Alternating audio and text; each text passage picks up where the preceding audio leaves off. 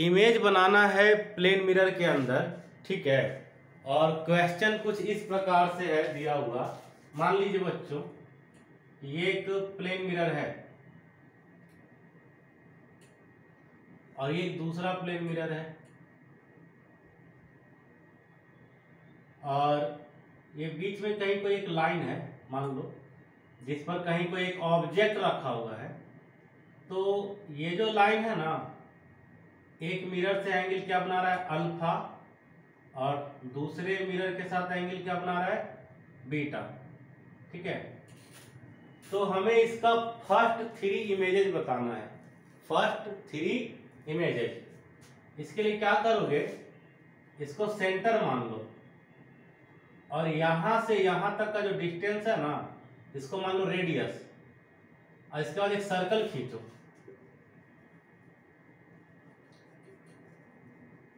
ये ठीक है। अब बताओ, इस मिरर के लिए, इस मिरर का नाम ए मान लो, इस मिरर का नाम बी मान लो। ये मिरर इस ऑब्जेक्ट का पीछे इमेज अल्फा एंगल पे बनाएगा क्या, अल्फा एंगल पे बनाएगा। तो यहां से आप देखो कि ये अल्फा एंगल है, अल्फा एंगल पे ए जो है एक इमेज बना देगा, मान लो IA1, ठीक है। ऐसे ही बी पीछे कितना एंगल पर इमेज बनाएगा, बोलिए, बीटा एंगल पे बनाएगा, बीटा एंगल पे बना देगा। तो बच्चों यहां पर बी के कारण पहला इमेज बनेगा, ठीक है। कल ऐसे ही हम पढ़ा रहे थे आप लोग को पैरेलल वाला केस, याद है। जैसे ये था आई थिंक 5 पे, ये था 15 पे, ठीक है। तो पहला इमेज कितना डिस्टेंस पे बनता था, इधर से 5 पे और इधर से 15 पे, याद है। फिर इसका इमेज इसके लिए क्या बनता था, ऑब्जेक्ट, और इसका इमेज इसके लिए क्या बनता था, ऑब्जेक्ट, याद है ना। वही काम यहां भी होगा। तो मुझे बताओ आप लोग, IB1 जो है ये इमेज का काम करेगा किसके लिए, बी के लिए, बट ये ऑब्जेक्ट का काम करेगा किसके लिए, ए के लिए, बताइए। और वही काम इसके साथ हो रहा है। ये जो चीज है ये इमेज का काम करेगा किसके लिए, ए के लिए, बट फॉर बी ये क्या बन जाएगा, ऑब्जेक्ट, ठीक है ना। तो अब बताओ, मिरर ए से इसका टोटल एंगुलर डिस्टेंस क्या बन रहा है, बताओ। ये बन रहा है अल्फा प्लस 2 बीटा, बताओ बच्चों। तो पीछे चले जाओगे आप, ये जितना इधर है उतना पीछे की तरफ जाना पड़ेगा।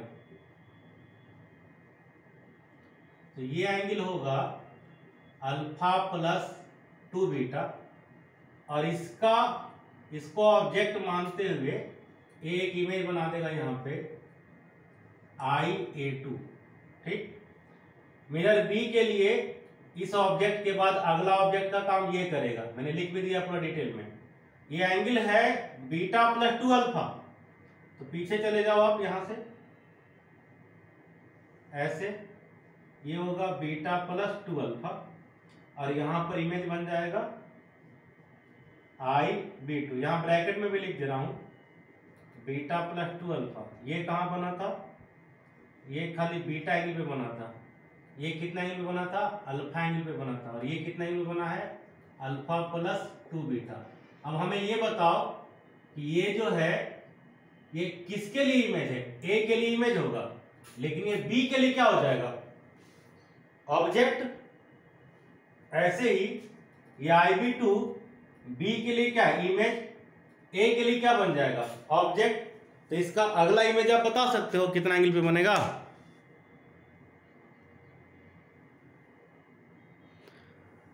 आप एंगल नाप लो, काम हो जाएगा।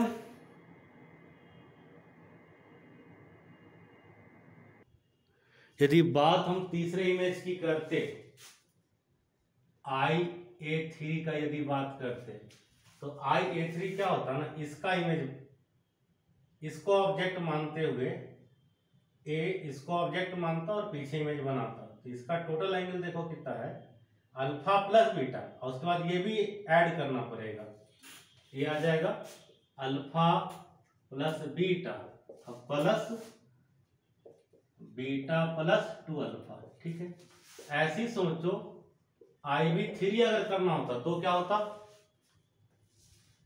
तो बी के लिए ये ऑब्जेक्ट का काम करता, उसका इमेज बी बनाता इधर कहीं, ठीक है ना, तो इसका एंगल कितना है, अल्फा प्लस 2 बीटा मिरर ए से, तो मिरर बी से हो जाएगा अल्फा प्लस बीटा, ठीक है ना, तो ये हो जाएगा alpha plus 2 beta plus alpha plus beta, ठीक है ना।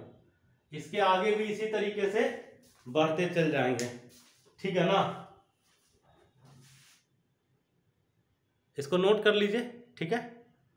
और इस पर 2 सवाल और करेंगे प्लेन मिरर पे, उसके बाद हम पैकेज का सवाल करवाएंगे उसके बाद, ठीक है। क्वेश्चन इस प्रकार से दिया हुआ है कि मान लीजिए 2 मिरर है बच्चों, ठीक है, इनके बीच का एंगल थीटा है, ये थीटा क्या है फिलहाल पता नहीं है, बट ये दिया हुआ है कि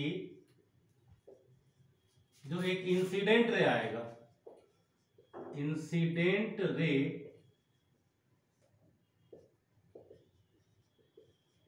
इंसिडेंट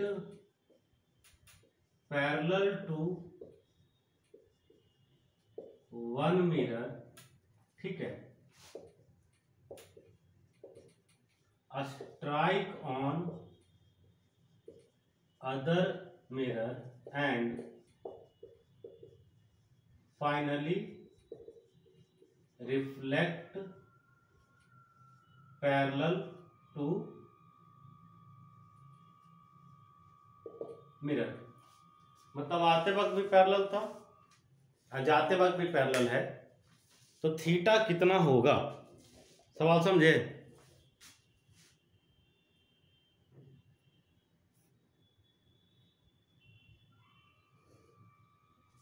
सवाल लिखिए तो, और उसके बाद देखिए ट्राई करके बनेगा क्या, वैसे बहुत आसान है।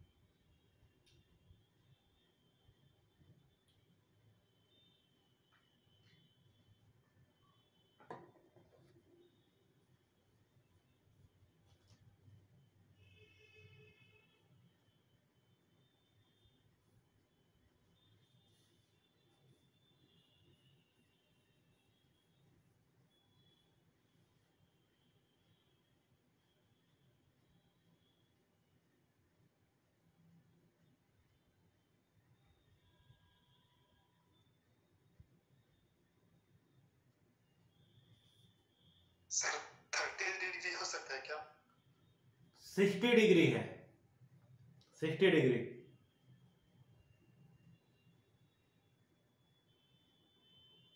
बताएं हम। हाँ सर बता दीजिए। चलिए बच्चों मैं बताता हूं इसका जवाब, देखिए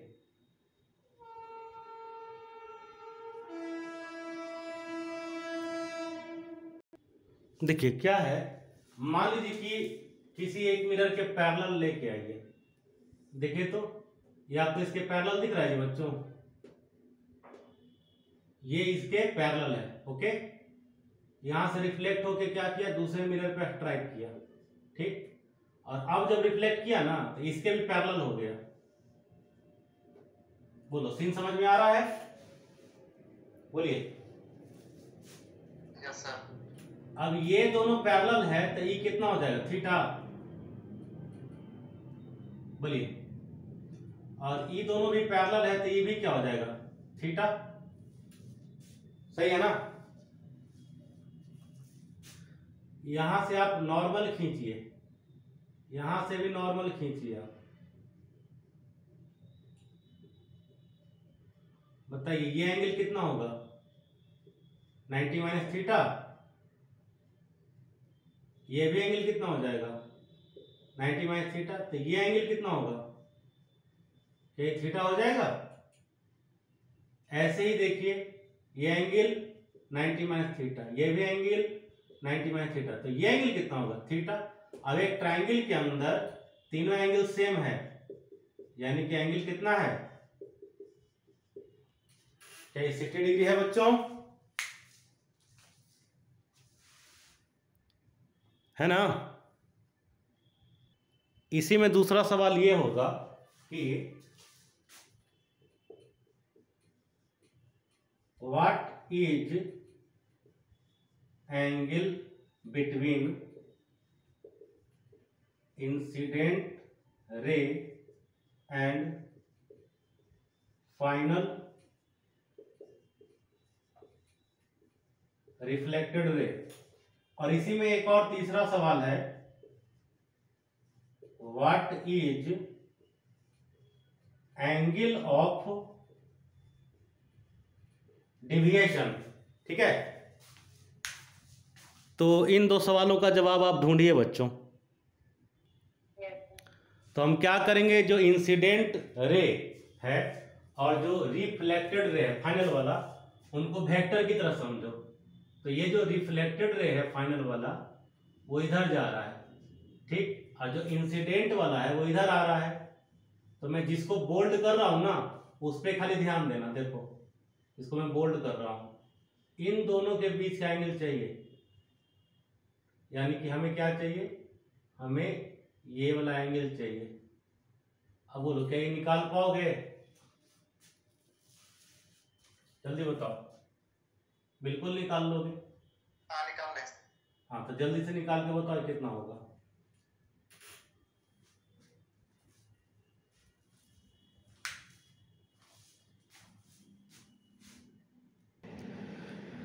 तो जहाँ जहाँ थीटा का वैल्यू हम लोग 60 पुट किए हैं उसके हिसाब से आप लोग तो ये भी जानते होंगे ना, ये ट्रायंगल के अंदर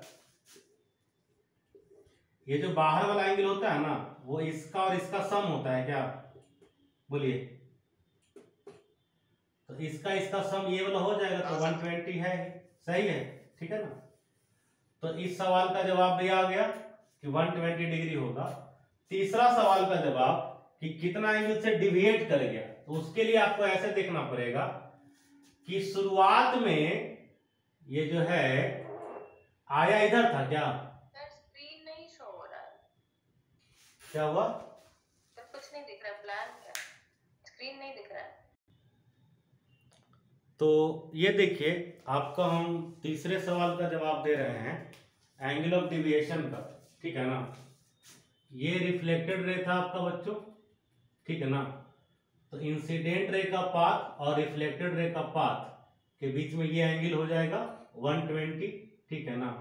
और एंगल ऑफ डिविएशन निकालने के लिए देखिए कौन सा एंगल चाहिए बता रहा हूं, ये देख रहे हैं आप लोग एरो, ये है एंगल ऑफ डिविएशन। कैसे आया इधर था ना रे, घूम गया, घूम के ऐसे बिल्कुल गया इधर गया, ठीक है ना।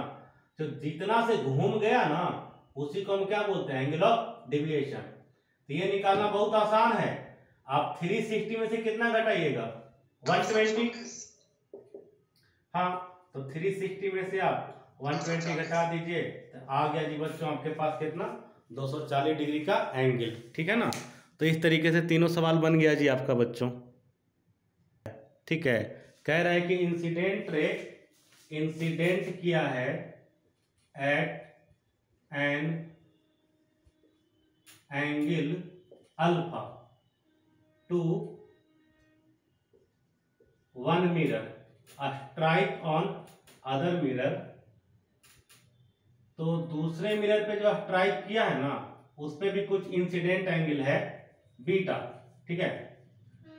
Strike on other mirror at an angle of incidence beta and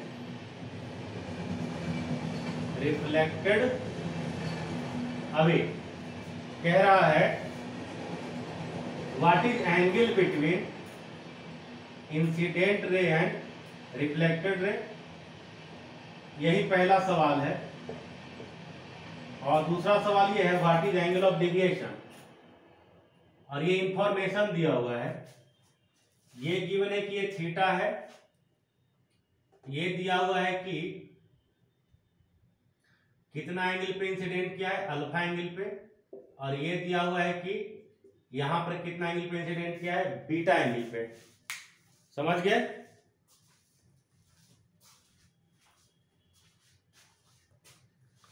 तो दो सवालों का जवाब इसमें से देना है बच्चों। नोट कीजिए क्वेश्चन, ट्राई कीजिए। एक और क्वेश्चन ऐड कर दे रहा हूं, एक थर्ड क्वेश्चन भी है। Find relation between alpha beta and theta, ठीक है।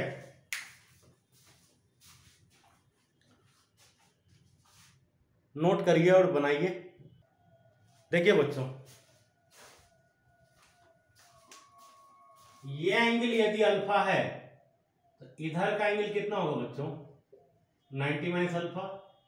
अगर ये अल्फा है तो ये भी अल्फा होगा, तो ये एंगल कितना हो जाएगा, 90 माइनस अल्फा। ऐसे ही ये बीटा है तो ये भी बीटा होगा, और ये होगा 90 माइनस बीटा, और इधर भी कितना हो जाएगा, 90 माइनस बीटा। अब ये बताइए आप लोग, तीन एंगल का सम होता कितना है, 180। तो बस हो गया ना, 180 से इसको उड़ा दीजिए, आगे आंसर थीटा बराबर अल्फा प्लस बीटा। ये मेरे थर्ड क्वेश्चन का जवाब है। ओके, अब फर्स्ट और सेकंड का जवाब खोजते हैं। तो अभी बताए थे ना कि आपको इंसिडेंट रे और रिफ्लेक्टेड रे के बीच का एंगल चाहिए, तो इसको ऐसे आगे बढ़ाइए रिफ्लेक्टेड रे को। ये जो एंगल है आपका, इसी को हम क्या बोलेंगे बच्चों, angle between incident ray and reflected ray. ये है रिफ्लेक्टेड रे, और ये वाला क्या था, इंसिडेंट रे, ठीक है। तो ये वाला एंगल दिख रहा है तो साफ साफ ये हो जाएगा इन दोनों का सम। तो इन दोनों का सम हो जाए तो कितना होगा, 2 अल्फा प्लस 2 बीटा हो जाएगा। बोलिए, तो पहला सवाल का जवाब है 2 अल्फा प्लस 2 बीटा। और दूसरे सवाल का जवाब एंगल ऑफ डेविएशन। तो आया था इस रास्ते से, यहां से ऐसे पूरा घूम गया और घूम के इधर चला गया, तो इसको बोलेंगे एंगल ऑफ डेविएशन, डेल्टा। तो डेल्टा कितना हो जाएगा, 360 माइनस ये पूरा 2 अल्फा प्लस 2 बीटा, या इसी को कोई बच्चा चाहे तो लिख सकता है कितना, 2 थीटा, क्योंकि अल्फा प्लस बीटा क्या था, थीटा के बराबर था। ठीक है ना बच्चों?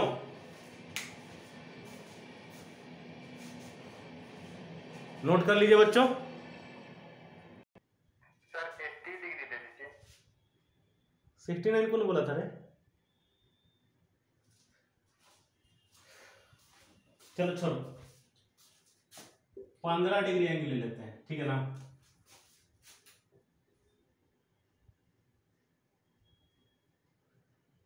ऐसा है कि एक लाइट रे किसी मिरर पे इंसिडेंट किया, ठीक है ना।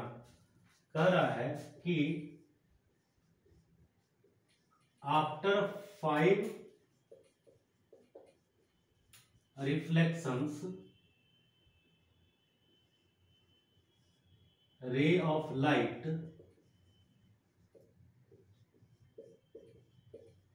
retraces its path। ठीक है ना। तो कह रहा है कि इसका एंगल ऑफ इंसिडेंस क्या होगा, then I is equal to what. ठीक है, ये बताना बच्चों कि आई का वैल्यू कितना होगा जी। इस सवाल का जवाब हम लोग देखते हैं क्या हो सकता है। 5 रिफ्लेक्शन बोला है ना,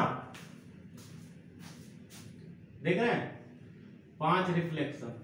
तो देखिए यहां पर पहला रिफ्लेक्शन हो जाएगा, अब यहां से गिरेगा इस मिरर पे, मान लीजिए तो ईवी एंगल क्या होगा, आई बनेगा ना।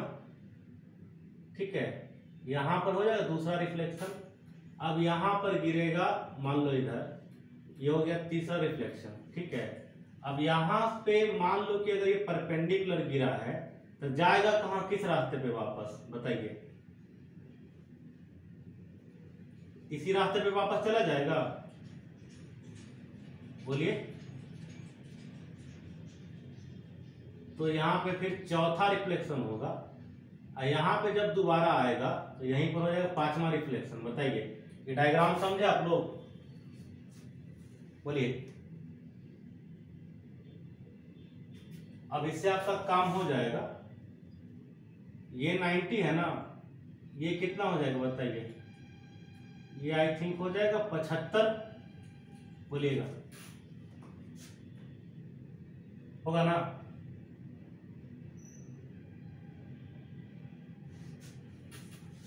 और ये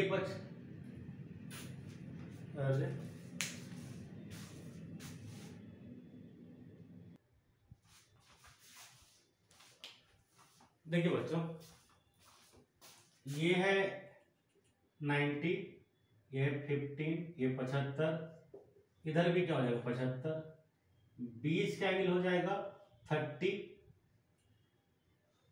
ये फिर कितना आ जाएगा 60।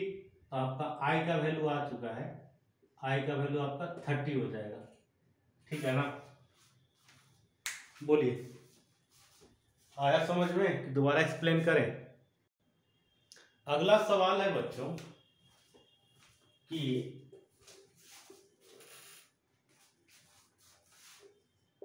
एक थिक मिरर है, थिक प्लेन मिरर दिया हुआ है। ठीक है, सवाल है विच इमेज इज ब्राइटेस्ट। ऑप्शन आप कुछ इस प्रकार से ले लीजिए, पहला इमेज, दूसरा इमेज, ठीक है, बोथ और नन। थिक मिरर का मतलब ये होता है, अब तक हम ऐसा मिरर लेते थे ना, ठीक है, तो ये थिकनेस इसमें नहीं होता था, लेकिन अगर ऐसा मिरर ले लीजिएगा तो देखिए इसमें थिकनेस है क्या, है ना। तो पूछ रहा है कि एक थिक मिरर के अंदर कौन सा इमेज सबसे ज्यादा ब्राइट होगा, पहला, दूसरा, दोनों, या फिर कोई नहीं। आप लोग को पता है ना, हवा से जब ग्लास में रे जाएगा तो उसका रिफ्लेक्शन होगा कि रिफ्रैक्शन होगा कि दोनों होगा, बताइए।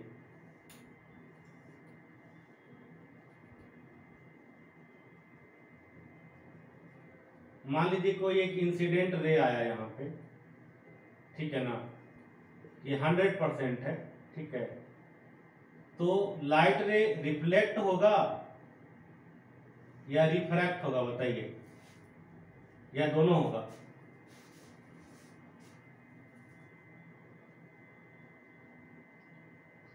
बिल्कुल सही, दोनों होता है, ठीक है ना। तो ऐसा है कि जब रिफ्रैक्शन होता है ना, तो रिफ्रैक्शन का अमाउंट ज्यादा रहता है और रिफ्लेक्शन का अमाउंट कम रहता है। तो मान लीजिए एग्जाम्पल के लिए कि 10% रिफ्लेक्ट हुआ है और 90% रिफ्रैक्ट हो गया, तो यहाँ पे रिफ्लेक्शन से एक इमेज क्रिएट होगा और यहाँ पर एक और रिफ्लेक्शन होगा, ठीक है, इसके कारण भी एक इमेज क्रिएट होगा। तो बताइए किसके इमेज में ज्यादा लाइट है, फर्स्ट वाले में कि सेकंड वाले में?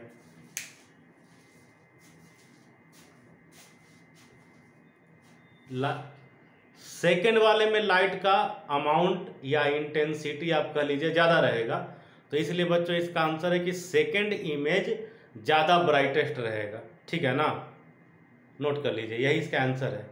डायग्राम बना लीजिए आप लोग। जहाँ पर हम 10 और 90 में डिवाइड किए हैं, आप कुछ और भी ले सकते हैं, आप 5 और 95 ले सकते हैं, आप 1585 ले सकते हैं, आप 2080 भी ले सकते हैं। जो भी होगा, रिफ्रैक्शन में ज़्यादा लाइट जाता है और रिफ्लेक्शन में कम जाता है, ठीक है। रिफ्रैक्शन के बाद सिल्वरिंग फेस पे जाएगा लाइट, तो सिल्वरिंग फेस से जो रिफ्लेक्शन होगा ना, उसी का इमेज ज़्यादा ब्राइट होता है बच्चों, ठीक है, नोट कर लीजिए। चलिए अब आपको हम थ्योरी पढ़ाते हैं प्लेन मिरर का, motion related to a mirror, ठीक है। Motion related to a plane mirror.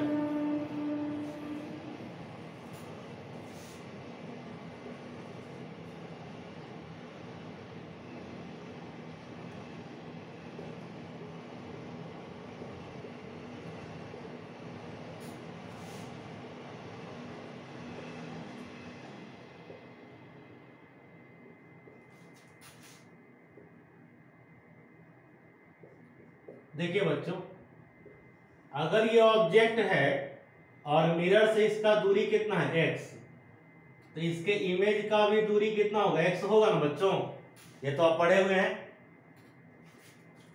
और अगर इसका हाइट y है तो इसका भी हाइट क्या होगा, y होगा, ये भी आप जानते हैं। तो आप देखिए, इसको मैं लिख रहा हूं position of object with respect to mirror. इसका मतलब समझिएगा, XOM का मतलब है position of image with respect to mirror, और इसको लिख रहा हूं XIM। XIM का मतलब बच्चों पोजीशन ऑफ, ये उल्टा लिख दिया, यहां पर ऑब्जेक्ट होगा, यहां हो जाएगा position of image with respect to mirror, ठीक है।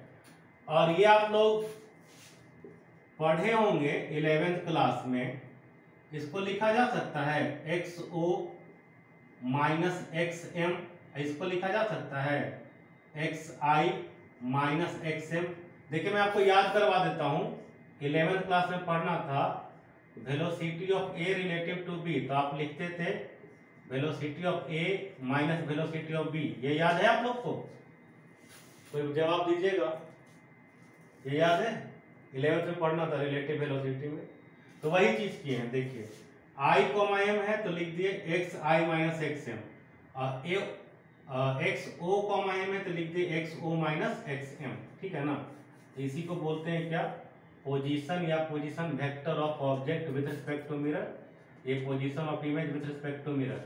अब वेक्टर के हिसाब से समझिए, अगर इसका वेक्टर इस डायरेक्शन में है तो इसका वेक्टर कहाँ है, अपोजिट डायरेक्शन में है ना, तो ये आपको क्लियरली दिख रहा है ना, क्लियरली हम सबको ये दिख रहा है कि जो XIM है और जो XOM है, इन दोनों में एक नेगेटिव साइन आएगा क्या, क्योंकि दोनों का डायरेक्शन जस्ट अपोजिट है। बताइए क्या ये सही है? हाँ, अब आप इसको डिफरेंशिएट कर लीजिए विथ रिस्पेक्ट टू टाइम, जैसे आपने किया ऐसे dx बाई dt, यहां भी कर लीजिए dx बाई dt, तो बताइए change in position by time क्या होता है? वेलोसिटी होता है ना बच्चों। तो ये वेलोसिटी होगा किसका? इमेज का विथ रिस्पेक्ट टू मिरर। और ये होगा क्या? वेलोसिटी ऑफ ऑब्जेक्ट का विथ रिस्पेक्ट टू मिरर। ये लैंग्वेज में आप लिख सकते हैं ना, VIM का मतलब हो जाएगा velocity of image with respect to mirror, और VOM का मतलब velocity of object with respect to mirror. समझ गए इतना बच्चों?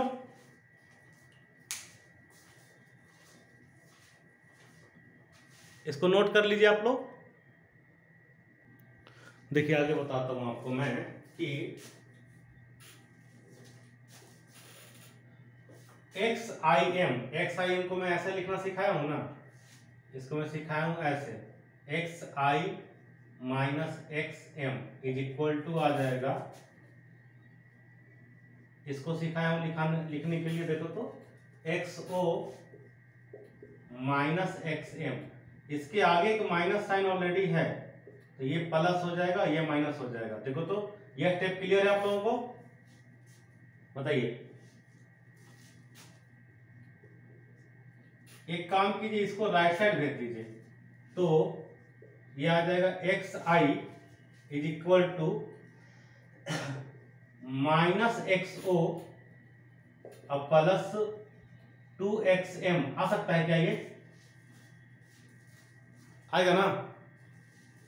यहां पर XI का मतलब है position vector of image with respect to ground, XO का मतलब position vector of object with respect to ground, और XM का मतलब है position vector with respect to ground. कुछ नहीं रहे इसका मतलब समझना पड़ता है कि किस रिस्पेक्ट में दिया हुआ है, ग्राउंड के रिस्पेक्ट में है। तो यहाँ पर देखिए मैं लिख दे रहा हूँ, कॉमा देके G लिख दे रहा हूँ। इसका मतलब आप क्या समझेंगे, ये सारा कुछ किसके रिस्पेक्ट में? ग्राउंड। नहीं भी लिखेंगे, अगर ऐसे सिर्फ छोड़ देंगे तब भी आपको यही मानना पड़ेगा कि ये ग्राउंड के ही रिस्पेक्ट में है। लेकिन अगर ऐसे लिखते हैं XI, M, तो समझना पड़ता है कि ये मिरर के रिस्पेक्ट में है। O, M, तो समझना पड़ता है ये मिरर के रिस्पेक्ट में है। बताइए क्लियर है आप लोग को?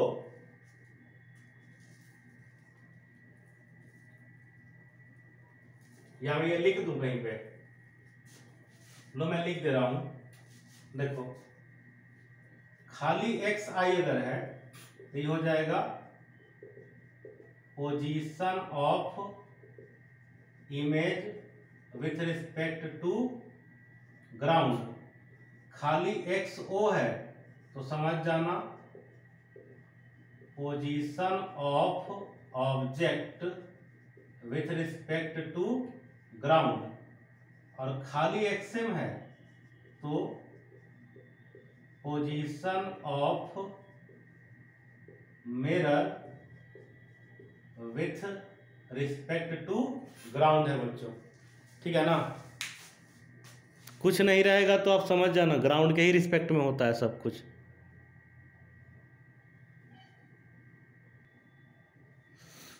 यहां पर जैसे हम XIM को ब्रेक किए ना, XI माइनस XM, ऐसी VIM को ब्रेक कर देंगे, VI माइनस VM। ठीक है? और ऐसी VOM को ब्रेक करेंगे तो क्या लिखेंगे? VO, आगे माइनस साइन है तो प्लस हो जाएगा। ठीक है बच्चों? फिर VM को राइट साइड भेज दीजिएगा, तो ये आ जाएगा आपके पास VI is equal to minus VO plus 2VM हो जाएगा ना। जहां पर मैं फिर से बताना चाहूंगा कि VI का मतलब क्या हो जाएगा? Velocity of image with respect to ground. ऐसी VO का मतलब हो जाएगा velocity of object with respect to ground, और VM का मतलब हो जाएगा velocity of mirror with respect to ground. एकदम सेम टू सेम बात यहाँ लिखा है। यहाँ जिसको हम पोजीशन कर रहे थे वही इसको हम यहाँ पे वेलोसिटी कह रहे हैं। ठीक है ना? अब क्लियर हो गया होगा आप लोग को, डबल से सेम कंसेप्ट है। ठीक है ना? नोट कर लीजिए, नोट हो जाएगा तो हमको बताइएगा बच्चों। देखिए एक बार फिर से समझ लीजिएगा। पहली बार हमने क्या समझा इमेज का position with respect to mirror, image का velocity with respect to mirror. पहले हमने ये समझा, फिर हमने ये समझा इमेज का position with respect to ground, image का velocity with respect to ground. समझ गए दो चीज, ठीक है। अब तीसरा चीज बता रहा हूं, ऐसा रहेगा position of image with respect to object. पढ़िए इसको, इसका मतलब है बच्चों position of image with respect to object, ठीक है। और दूसरा ये होगा VIO। अब इसका मतलब आप लोग हमको बोल के बता दीजिए, इसका क्या मतलब होगा, बोलिए बच्चों। एग्जैक्टली वेलोसिटी ऑफ हो जाएगा image with respect to object, ठीक। अब इसको तोड़ना आता है ना आप लोगों को, आप इसको क्या लिखेंगे, XI माइनस XO, इसको क्या लिखेंगे बताइए, राइट, VI माइनस VO। अब आप देखिए, आपको XI हम पढ़ा दिए हैं, यहाँ पे लिखा हुआ ना, देखिए तो इस चीज को यहाँ पे रख दीजिए, ये आ जाएगा माइनस XO प्लस 2XM, अब फिर से माइनस XO, तो माइनस XO जुट जाएगा ना, तो ऐड होके कितना बन जाएगा 2XO। वही चीज भाई यहाँ भी करेंगे, आप चाहे तो डायरेक्ट तो बता सकते हैं क्या होगा, बोलिए। ये हो जाएगा माइनस 2VO प्लस 2VM, ठीक है ना, नोट कर लीजिए।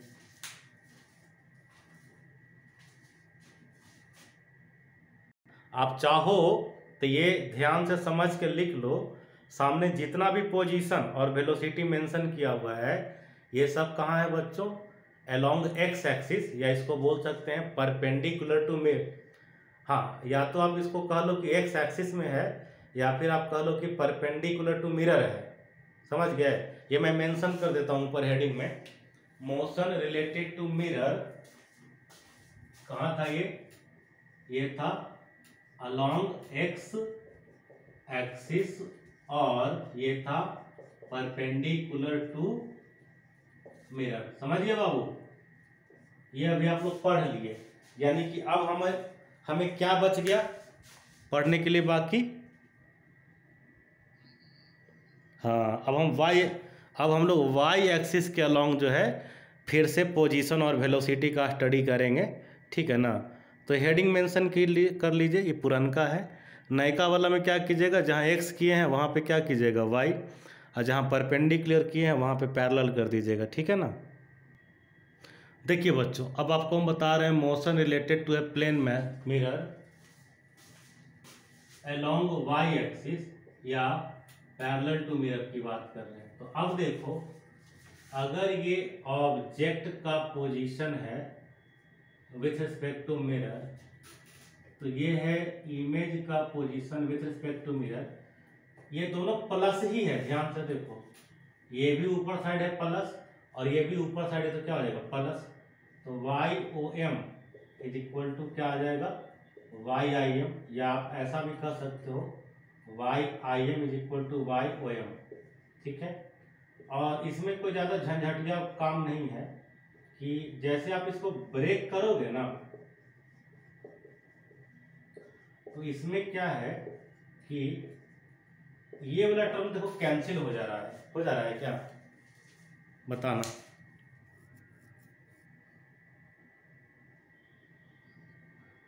तो कैंसिल हो जा रहा है, तो इसका मतलब जानते हो क्या है, कि चाहे मिरर के रिस्पेक्ट में देखें और चाहे ग्राउंड के रिस्पेक्ट में देखें, ठीक है, मिरर के पैरेलल वेलोसिटी इमेज का चेंज नहीं कर रहा है, वो हमेशा ऑब्जेक्ट के वेलोसिटी के बराबर ही रह रहा है, वाई के डायरेक्शन में, एक्स के डायरेक्शन में नहीं।